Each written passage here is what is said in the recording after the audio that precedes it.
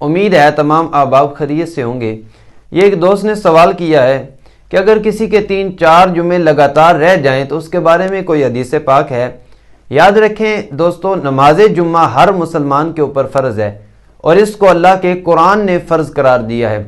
پارہ نمبر 28 سورہ جمعہ کی آیت نمبر 9 کے اندر اللہ رب العزت ارشاد فرماتا ہے کہ یا ایھا الذین آمنوا اذا نودی للصلاۃ من یوم الجمعہ، کہ اے ایمان والو، جمعہ کے دن جب نماز کے لیے اذان ہو جائے، فاسعوا الی ذکر اللہ وذروا البیع، تو اللہ کے ذکر کی طرف جلدی کرو اور خرید و فروخت کو ترک کر دو۔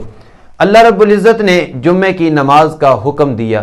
حضرت ابو ہریرہ رضی اللہ تعالیٰ عنہ ارشاد فرماتے ہیں کہ رسول کریم صلی اللہ علیہ وسلم کو منبر پر یہ ارشاد فرماتے ہوئے میں نے سنا کہ لوگوں، نماز جمعہ کو ترک کرنے سے باز رہو، ورنہ اللہ رب العزت تمہارے دلوں پر مہر لگا دے گا اور تمہیں غافل کر دے گا۔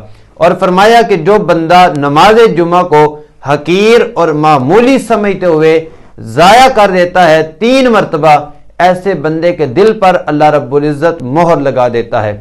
حضرت جابر رضی اللہ تعالی عنہ آپ روایت کرتے ہیں کہ رسول کریم صلی اللہ علیہ وسلم نے ارشاد فرمایا، جو بندہ اللہ پر اور روز قیامت پر ایمان رکھتا ہے، ہر اس بندے پر نماز جمعہ فرض ہے، سوائے مریض کے، عورت کے، نابالغ بچے کے اور غلام کے۔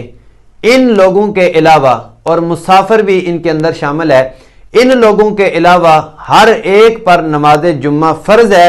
اور فرمایا کہ اگر وہ نماز جمعہ سے بے پرواہی کرتا ہے تو ایسے بندے سے پھر اللہ رب العزت بھی بے پرواہ ہو جاتا ہے، اور وہ بڑا غنی ہے اور وہ بڑا بے نیاز ہے، اسی کسی کی کوئی پرواہ نہیں ہے۔ اس لیے میرے دوستو، ہمیں معمول بنانا چاہیے کہ کبھی بھی ہم جہاں بھی ہوں، نماز جمعہ ہمارا قضا نہ ہو، نماز جمعہ ہمارا نہ رہے۔